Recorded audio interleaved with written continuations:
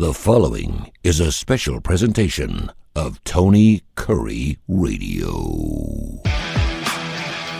Welcome back to Keefer and Kurre. If you were just listening to us here on our Tony Kurre Radio network of stations all over the place, and of course, wherever you get your favorite podcast, available on every major industry, including our YouTube channel on Tony Kurre Radio. You just heard the Keefer doing Need to Know, and then I get a chance to actually talk to the guy. We just come up with about anything we want to talk about, and as I was preparing for our show tomorrow, our K4 Win show, that's a gambling show that's doing quite well, thank you very much. We've started the year off quite well with a full weekend of pro and college football. It's just fantastic to have football day Saturday and Sunday. It's just been reported that our show, ABC 3340's The Starting Lineup, is going to butt up against Alabama, Wisconsin, coming up at 11 o'clock this Saturday morning. So you're going to be watching Keefer, Tony Kurre, the legend, Terry, and of course, Case Keefer live from Las Vegas coming up here from 10:30, 11 o'clock right before the Alabama-Wisconsin kickoff. And by the way, since we're doing this, I like to come up with different things because I got to talk some college football today. We good with that? Can we do that? I'm always good with talking college football. You just got back from Las Vegas. Your son handicaps football games, so you're as close to being a handicapper and you do your own handicapping show. So I'm throwing out the games. You're giving me the lines. Are you ready? Okay. Wisconsin at Alabama. The game at 11 o'clock. Right up against our big shindig show, the starting lineup. Yeah, that's awesome. What's the line on that? I know it's going to be killer, isn't it? I with traveling all night and rallying this morning for TKR duty, I have not scrutinized the lines that have come out. That's why I'm asking you. I want to hear how close you are, brother. Oh, you want my line? Oh yeah, no, I want you to tell me what the line is. What is the line? I would make Alabama a 21-point favorite. You are damn good. 20.5. How about South Alabama at Auburn? What's the line? Auburn's going to be pretty good. I was impressed, Tony, that South Alabama played Tulane so tough this week. So South Alabama might not be the tasty pastry that everybody thinks that they were going to be. But I would say Auburn would probably be 17. 25.5. Wow. I think maybe South Alabama is a little better than the experts think. Well, according to you, quite a bit. Retired Lee Corso. That game might be a little closer than the experts. If your think. son had that line at 17 and he's looking at it, and all of a sudden it pops out as 25.5, he'd be all over that bad boy. And that's an interesting point, Tony, you make, because he always stresses that Monday morning is what he lives for, because that's when the lines come out. He makes his own lines. He's got all of his data and his math, and he's very meticulous on this. And he makes a line on the games based on his research. And on Monday, that's the first thing he does is compare. I find it fascinating. Other people wait till Friday or even the day of the game. Case always tells us he's got 80% of his bets made on Monday morning. That's when he pounces. There you go. Since we're talking local schools here, we've done Auburn, we've done Alabama. UAB hosting Akron at Progressive Stadium. Of course, UAB gets inside the number this past week. That was a pick from Case. I actually thought Navy was going to get it. It was not one of my plays, but we did put the UAB play up. But I did have a big play on the over, which landed at 62, which was great. It was a winner chicken dinner. I'd be playing the over, although I may not play the over this weekend. But UAB hosting Akron. You want to give it a stab? Akron's a pretty bad team. They're really bad. They have not scored this year. Akron has not scored yet. They lost 68-0 and 10-0 to Nebraska and Wyoming. What worries me is, looking at UAB's performance against Alabama State, that was not very inspiring, and I imagine Akron probably has similar talent level. So if it were me, I would not be making UAB a gigantic favorite. I would say maybe 8 or 9. 11.5. Okay, pretty close. And what do you think that over/under is? It's probably, I would guess somewhere in the mid 40s. It's 53.5. Wow, that's higher than I thought. Well, and I said earlier in the year that anything below 60, I'm taking every week. against UAB. Because you've got that defense classified. And listen, at one point the over under was like close to 86. If you were playing real live in that Navy game, they just fell apart towards the end, but it still went over. It was well over before the final whistle went off. So everyone was like, well, that was a close one. It really wasn't. The thing was flying over from the get go. I mean, can UAB even win 4 or 5 games this year, Tony? Their over under on victories was 4.5, and they're already I think it's looking ominous. I will say this: they must win this football game. They've got to win. First of all, it's at home. Second of all, it's against Akron. They have not scored. Now, Akron, listen, I think Akron could put up 20 points on this defense. I really do. So I'm still going to fly on the over, but I think UAB is going to put some points up. But I think it's going to be 45-20, kind of something like that. Here's one I think is really interesting. South Florida, them Bulls are playing out of their brains, man. They're 2-0. They're at Miami. What's the line on that there, Kip Keefer? Oh, Miami's got to be a decent favorite, but I imagine the Florida game got some of the odds makers' attention too. But I bet Miami is probably going to be a little bit more of a favorite than Florida even was, because they were 17.5, which I thought was outrageously high.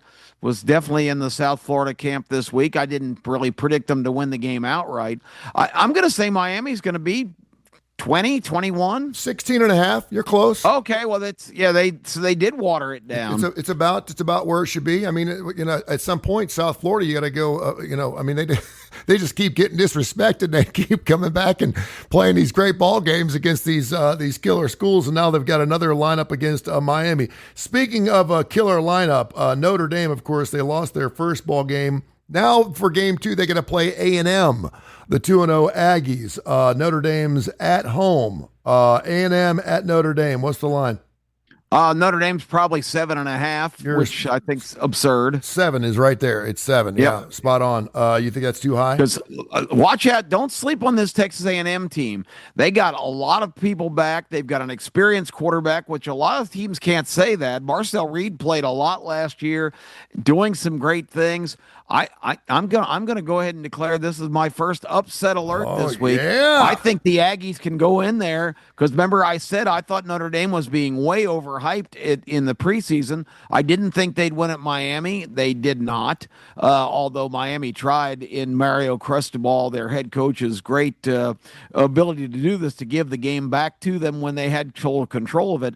But I think this is a very dangerous spot for Notre Dame, because I even said before the season on the starting lineup that I wouldn't be the least bit surprised if Notre Dame starts 0-2, and I'm sticking to that. I'm smelling some money line there. That'd be pretty good. I don't know what a money line would be on 6.5 or 7, but it'd probably pay pretty well. Pretty good, yeah. Yeah. Pair of 2-0 SEC teams, 2-0. Sammy Pittman's Arkansas Razorbacks and Ole Miss. Ole Miss had it against, everyone was taking Ole Miss because the revenge factor, and Kentucky got them last year. If you listen to K4 Wins, we told you the last 4 times they played had been decided by a total of 10 points. Ole Miss had them on the ropes early in that ball game. It certainly fell within 10, although Ole Miss gets the victory. Not particularly entertaining from a standpoint of getting the cover by any stretch, but they did go to 2-0. And, of course, Arkansas, we had Arkansas on that because Sam Pittman, I thought it was so funny because during his press conference, Arkansas State was actually asking their AD if they would entertain having a home at home with Arkansas State. It's the first time that Arkansas State and Arkansas has played football against each other ever. And it's the longest in the history of any sport that an interstate school has not played another FBS school in a game. So if he's like, for some reason, we haven't played them like ever. And he goes, now they're asking for a home at home. He goes, yeah, that's not going to happen. No. So now you got Arkansas on the road at Ole Miss. Ole Miss kind of shaking their heads a little bit. What's going on there? And what do you think the line is? I think Ole Miss has to be, I'm going to say 14. 9.5. How many? 9.5. Oh, that's crazy. There's a winner for you. Okay. Because Arkansas has beaten Alabama A&M and Arkansas State. That line is way out of line. Traylon Green, the quarterback for Arkansas, is a good player. Ole Miss at home, I think they win handily. I'm putting against money Arkansas. I'm putting money on them. I'm going to pull a case today because I know that line's going to go at 9.5. I love 9.5. 10.5, Yeah, that's maybe going not to so go much, up. but 9.5. Yeah.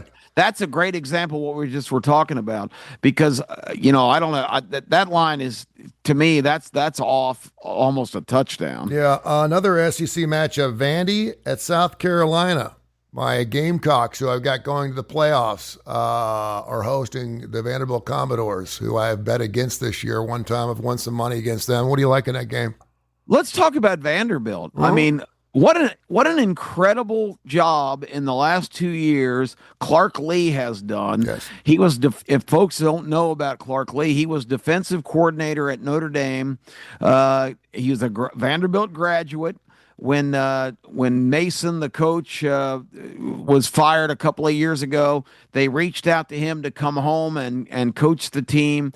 He took it with great enthusiasm, came in, thought he was going to turn everything around. And Clark Lee will tell you, and he has made a couple of really eloquent speeches of having the realization his first couple of years there that all these great plans he had are not working. Got to do something different.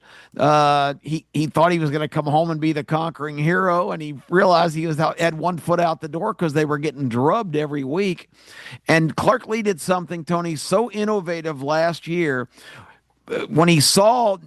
This was 2 years ago, I guess, when he saw New Mexico State come into Jordan-Hare Stadium, and Diego Pavia and the one of the worst programs in the country, New Mexico State, beat Auburn like a drum that day, a week before the Iron Bowl, where Alabama had to score on the last play of the game, as you remember, on the Gravedigger play. Yep. Auburn dominated Alabama that whole game. Alabama ended up winning the SEC championship, but the week before, New Mexico State had clobbered them. Yeah, they did. He flew out to try and recruit Diego Pavia after what he saw, but after meeting with Jerry Kill, the coach of New Mexico State, and a lot of the players, he not only got Diego Pavia to transfer, Jerry Kill resigned as head coach, became his offensive coordinator, and they brought 6 other of the best players from New Mexico State to Vanderbilt in the biggest group transfer before the Southern Miss Marshall deal this year. And then smart kids too. I mean, if you're gonna,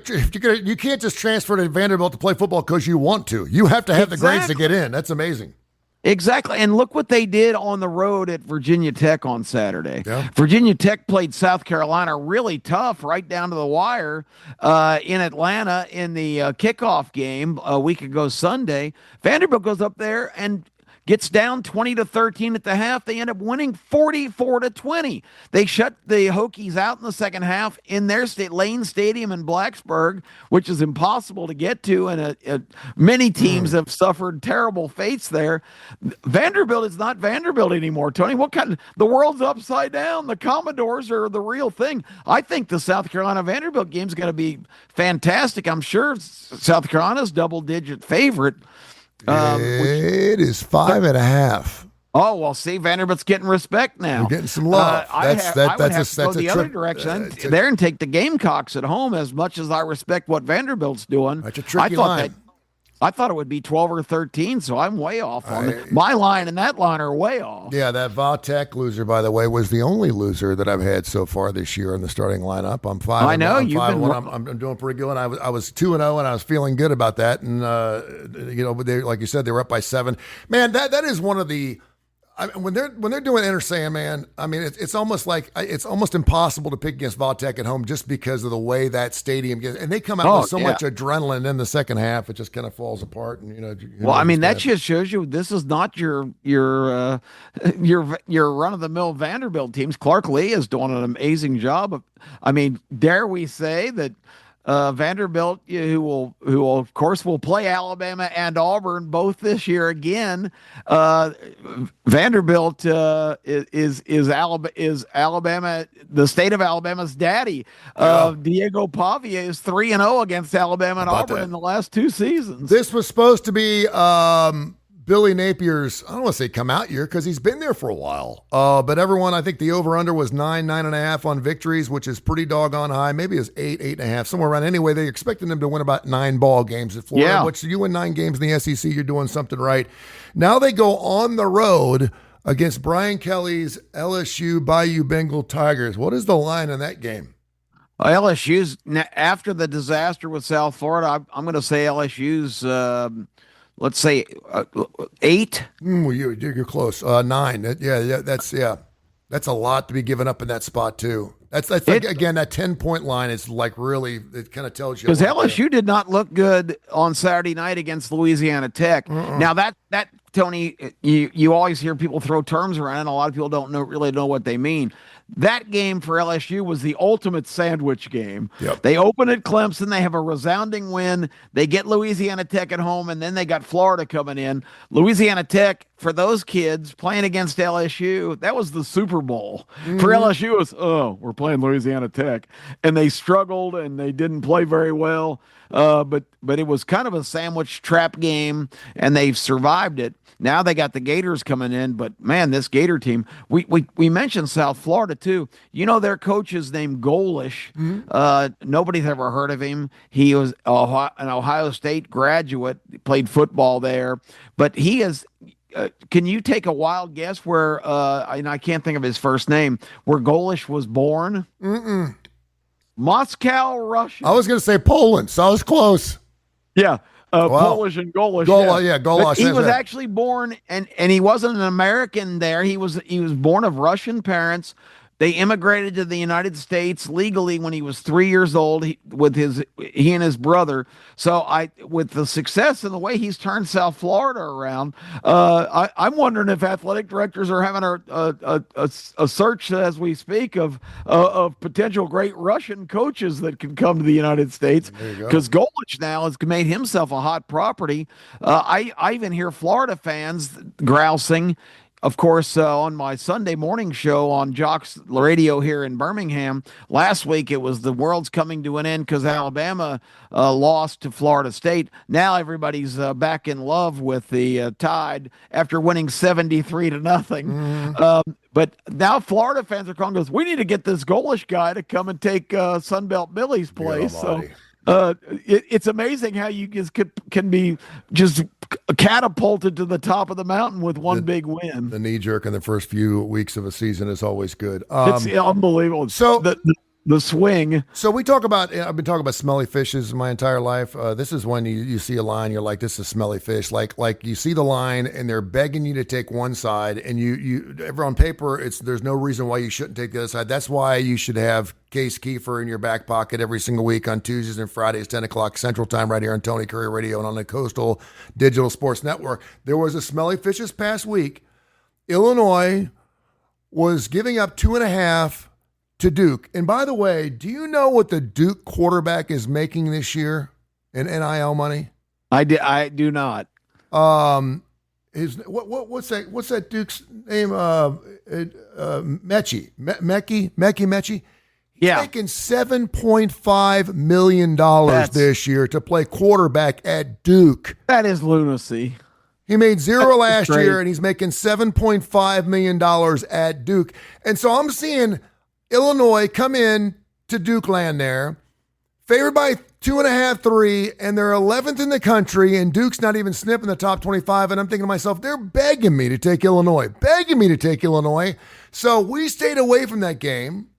But if I had a gun to my head, I'd take Duke, even though I hate it, just because the line. And what happens? Illinois blows them out. They did what a lot of people thought they'd do. You just don't see that very often. The betting public was all over Illinois, and they got it done this week. And there's 2 more games here that are like the smelly fishes to me.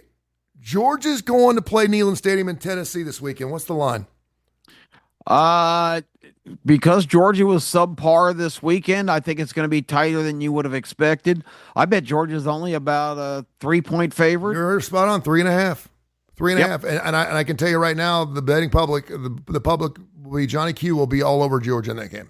Unless, of course, the Tennessee. Oh my gosh, Kai Gregory, He'll have the bet of the year on the Georgia Bulldogs. You watch. Yeah, and he's the ultimate Tennessee fan. He's the ultimate goob. He'll be all over Georgia. You watch. All over it tomorrow.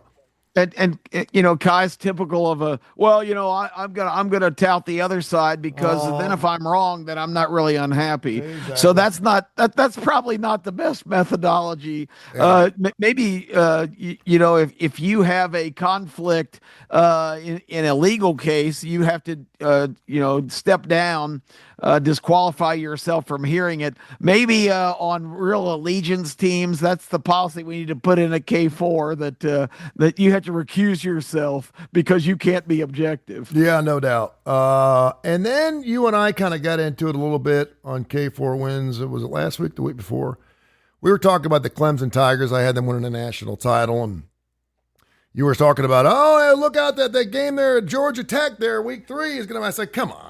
I mean, what are we doing here? We're talking about a guy who's won 2 national titles already. Didn't have to go to the portal. He's built his team up. He's got a 4-year quarterback. A guy threw 33 touchdowns and 4 picks last. Guy's unbelievable. He's going to be a Heisman Trophy winner. They got skill sets in the ACC. 6 of the top 10 skill set groups in the ACC. This team, I mean, it's them and everyone else, right? And of course, they're like preseason win a 4th, a 5th, or something like that. And some people were saying they were underrated. I'm thinking, oh my gosh, this Clemson. My son goes to school there, and you look out when they play the Ramblin' Wreck at Georgia Tech coming in week 3. What is that line, Clemson at Georgia Tech? I bet it's not too big. I would say Clemson. It's sort of that same syndrome with Georgia, since everybody's really it stinks. Pounding on the Clemson fact that they trailed Troy 16-0. That was I didn't find. I mean, that was a surprising early score, and then they righted the ship and came back and dominated the second half. But I imagine Tech's been impressive enough. I bet Clemson isn't any more than 3 or 4. It's 4. Yeah, that's smelly fish, man. That is that smelly fish. They're begging you to take Clemson that game. I mean, I'm when I say begging you, I'm just talking like your average fan will come up to you. For a person who's never made a bet in their life, they would look at that Illinois Duke game last week. They explained to me, and even Kai, because Kai is very coy, okay? But he would say, why in the world is a team that's 11th in the country and supposed to win the Big Ten and has an outside case against Penn State and blah, blah, blah, why would they only be a 2.5-point favorite at Duke, hoping like hell you'll take Illinois because they know it's where all the money's going to go? But I bet you that your son, I think he said he had the line like at 4.5 in that particular game. I'd be really interested to see what his computer spits out for the Clemson Georgia Tech game. And you obviously have you got a better feel for Clemson than I ever thought, because when I saw this at the beginning of the season, Clemson was favored by 8. That should tell you that lines dropped 4 points just since the beginning of the season because they look so. I don't know what happened this past week. Troy is not a good football team. They're not good. And Clemson was at home. I will say this. Clemson Stadium, Death Valley, was empty. They had a lightning strike issue like 3 or 4 times. It was 93 degrees. My son was like, let's go to the game. I'm like, well, hell no. No. First of all, I'm not driving 5 hours to go watch a blowout, and particularly 93-degree weather. I'm not doing it. Now, this may be an interesting ball game. If Dabo loses to Georgia Tech, he's going to be starting the season 1 and 2. We had some problems in Happy Land. I'm just telling. I'm not saying they're going to fire him. I'm just saying that because Clemson fans, man, this year is national not making the 12 playoffs. This is national championship or nothing year for the Clemson Tigers. They haven't tasted that national championship for quite some time, and they're getting thirsty and hungry again. If they lose to Georgia Tech, only favored by 4. That's I mean, I just think that, I look at schedules a lot more than other people do, I think. And because I don't have computer rankings and, No, you can pick it pretty good, yeah. And Case is totally. Yeah, I went 2-0 this week, by the way. There you go. I had Oklahoma and UNLV, which I knew was a lock at home against UCLA, who might be the worst power team in the country.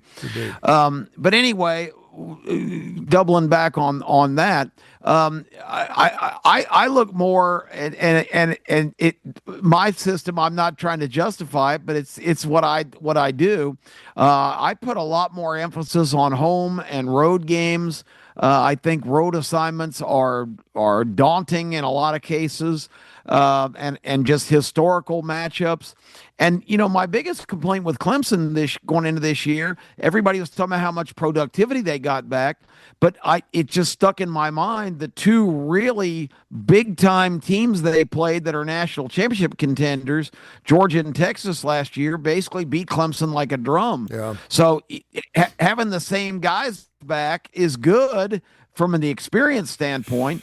A couple of years ago, people were trying to sell me here that Alabama's offensive line is going to be awesome because they have so much experience. I said, time out. They gave up 52 sacks last year with a mobile quarterback. Not good. So that's not very good experience. So I don't know. I look at more kind of from a practical standpoint than an emotional one. And I don't have a lot of data. So I do go by historical precedent, which is probably foolish. Just like you're saying, Troy on paper right now, not a good team, but Troy has been a giant pain in the rear end the last 10 years, playing better teams on the road. I bet they've covered most of those spreads over the years. True. It's just a program that just has just enough good players where people can say, "Oh, it's Troy. They're gonna be a tomato can," but they don't play that way. I mean, there's a lot of teams like that. But anyway, and that makes no logical sense year to year where the teams are completely different personnel wise, but that's kind of the only thing I have to go on. And it works. It works. So if you're watching a football and you're great with the eye test, I mean, if you feel it and you love it and you watch it every single week, you got a good idea and you can come within a couple points of other things. A couple other lines, interesting. Oklahoma on the road at Temple. Do you want to take a stab at that? They've got to be double. They've got to be 17. It's 24.5. Ohio, the Bobcats going to Ohio State. Yeah, the Bobcats had a big win this week. They did. They knocked off, who was it? Was Virginia or I can't remember, but they won outright against an ACC team. Ohio State's going to be 28. They beat West Virginia 17-10. West Virginia, that's right. Yeah, Ohio State. Rich Rodriguez back for his second term. Rich Rod. Ohio State is 32.5.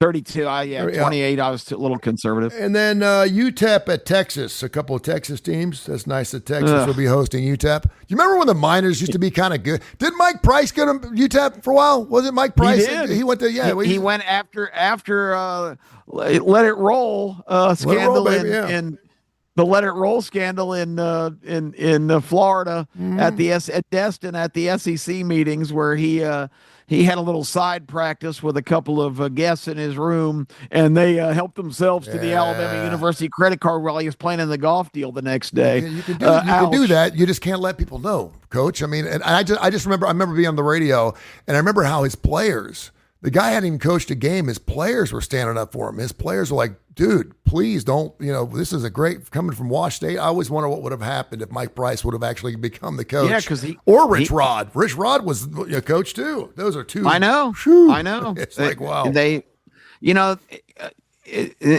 we got into that subject a little bit this weekend on the radio too about how Auburn and Alabama kind of shoot themselves in the foot. This was actually 2 weeks ago during all the DeBoer uproar. But they won't even talk to a Deion Sanders or a Lane Kiffin because they won't, quote, be good fits here, unquote. Yeah. They don't fit the culture. A good fit for me is the guy who comes in and wins. I don't care if culturally he's not exactly your cup of tea or, in Lane Kiffin's case, I remember during that time they wouldn't even interview him when they got DeBoer in right after Saban left, because I heard one trustee make the comment that, his flippant attitude, we just don't think he'd fit in here. All the stuff about the box of popcorn. The box of popcorn, Tony, was not an insult to Alabama. Yeah. It was that it was Lane Kiffin trying to be witty and say, "Hey, this is going to be a great show. Get your popcorn." That wasn't derogatory or insulting. People, there's never been an attempt at a joke that was so misunderstood as the box of popcorn line. All he was saying is it's going to be a good game. Texas is 41.5, by the way. That'll be another game where Arch Manning will pad the stats. He'll have 11 or 12 touchdowns. I caught a little bit of their game against San Jose. Again, I was indulged in family time and just caught glimpses of games. It was not the college. I had a marathon viewing party the first week. I sat here and watched college football for 15 hours. Nice. This weekend was completely different. But the little bit I saw, you remember on the show, on the starting lineup, I predicted Texas was going to be the biggest bust of the year, and they were ranked number 1 preseason.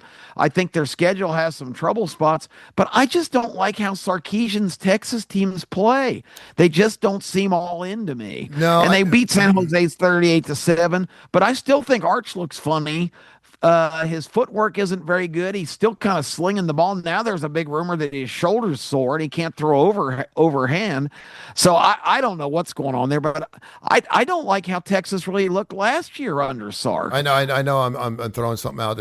But I predict that by the end of the season, Archie Manning's not the quarterback of Texas.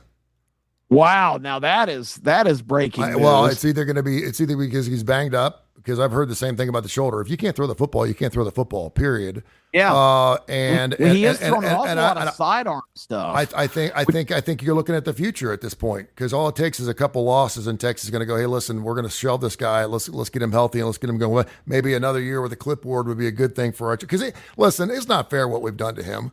Just because he's got the Manning thing and the fact that we've thrown him under the bus and pretty much said that he is the second coming. He didn't ask for that. Now he's got the Manning name. I mean, I'd rather have the Manning name than not have the Manning name. But when you sit there and say he's going to win the Heisman, by the way, his Heisman Trophy hopes, I think they went from like 10,000 to 650 again this week. It was 650, 10,000, 650. It goes back and forth. I'm like, just a matter of when you want to buy in. Yeah, but I mean, you look at the rest of their schedule, they still got an SEC schedule to play. But Tony, I want to get your thoughts on this, because I've been kind of beating this drum for the last couple of weeks. If Alabama, if you flip the opening game and they had opened against Louisiana Monroe and then went to Florida State this week, and you saw Ty Simpson complete 17 for 17 in the first half. Alabama played 2 more quarterbacks. They all threw touchdown passes. They win 73-0. But they didn't do that. They played Florida State first, then Louisiana Monroe. All of the backlash, all of the uproar, all of the DeBoer has to go, all of our cohort, the legend, going viral nationally again. He was on ESPN's Get Up last Tuesday after the Alabama loss. He was a guest on the ESPN morning program. Yeah, as he should have been, yeah. Yeah, at legend, but all that blowback, all that uproar, because all we heard all offseason was how Alabama's got it all together. Saban said on game day, on opening day, I've seen a whole different attitude this year with this team and this coaching staff. I look for great things. They go out there and lay an egg at Florida State and look terrible. Again, a true road opener, which I just What do you expect from the former coach, though? Seriously, what do you expect from the former coach? I know Nick Saban's going to tell like it is. What do you expect Nick Saban to say? Yeah. But then they go out there.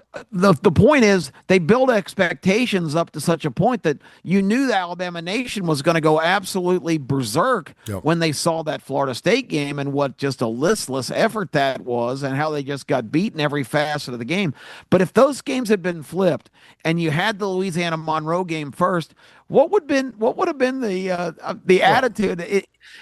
Tony, I'm convinced now, especially early in the year, it's not how you play, it's who you play. There's no doubt. And in hindsight now, hindsight being 50-50, as Pat Dye would say, I'm glad they did play Florida State first and La Monroe second, just because it feels better, obviously, with a momentum standpoint, coming off a 73-0. If they beat La Monroe, that victory doesn't mean anything if they're losing to FSU the following week. Now at least La Monroe looks like a starting point. It looks like a growth spurt a little bit. If that game's first of all, Simpson's a Heisman Trophy winner. Everyone in Tuscaloosa's happy, and they lose to FSU. We got major issues being 1-1 after 2 games. Now You lost that game. You got it out of your system. You got La Monroe under your belt. You just blew them out, and now all's good in Alabama land. Now all of a sudden, the kids are making practice on time. They're not playing with their ear pods during meetings. They're eating their green beans and snapping their steak and all that other thing. And coach is giving them rough ass. It's all Junction Boys all over again. But I will say this now. I didn't think the Wisconsin game, I didn't think it'd be that high. Everyone's back on the Bama bandwagon. 21's, you're still talking a Big Ten school. I know this ain't the Wisconsin from 4 or 5 years ago, but still, if you could knock off a Wisconsin by 3 touchdowns, that would look pretty good for Bama. Oh, definitely. But then again, all the enthusiasm, if that game ends up even being a 10-point Alabama win, then people are going to start to jump back off the bandwagon a little bit again. David Sears, our good friend and associate, producing our show on Saturday on Jocks, has a bet with Terry Quillian that Alabama will win at Athens in 2 weeks. They bet a steak dinner. Then a caller came and said, let's make this a little more, have meaningful. Terry, if Alabama beats Georgia in Athens, you have to shave your head. Oh. She did not agree to that deal. No, so. She don't need to be doing that. There's funny stupid and there's stupid. You don't want to do that. That's not good. So Alabama Nation's confident now they're going to stroll into Athens. But do you know? Well, if Georgia loses to Tennessee this weekend, I may have to go along with that, man. Yeah, and somebody asked me my prediction. I said, well, I've got to see the Tennessee game first. I got to see the Alabama-Wisconsin game first. Yeah. We're not to that game yet.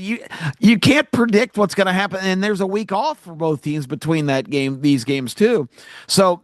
But this is an interesting fact that a lot of people don't consider, and these are the things that I kind of grind on a little bit. But all this talk about how Alabama owns Kirby Smart, and the Bama hater, who's a famous caller, all the shows, says that Kirby Smart always does something stupid against Alabama and throws the game away. He says, but I'd like to be a forensic accountant and look at Kirby Smart's bank account on those weeks that they're playing Alabama, because he's convinced that Kirby's still getting a big payoff from Alabama to not perform well, which is ridiculous. But the bottom line is, do you know that Kirby Smart has played Alabama 6 or 7 times and only beaten them once in the national championship game, albeit the most important time. But Alabama in the Kirby Smart era of this is his 10th year.